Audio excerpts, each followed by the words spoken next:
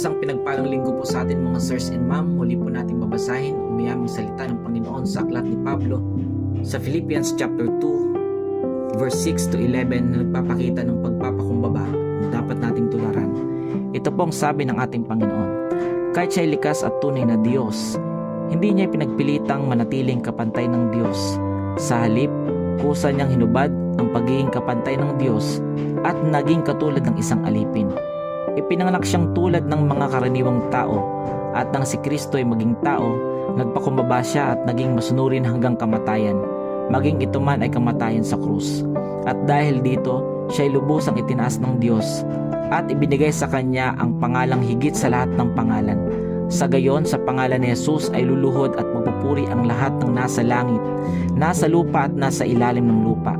At para sa ikaluluwalhati ng Diyos Ama, ang lahat ay magpapahayag na si Kristo Jesus ang Panginoon.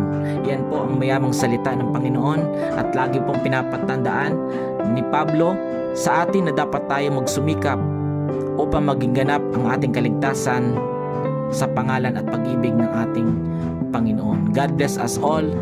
God bless us, sirs.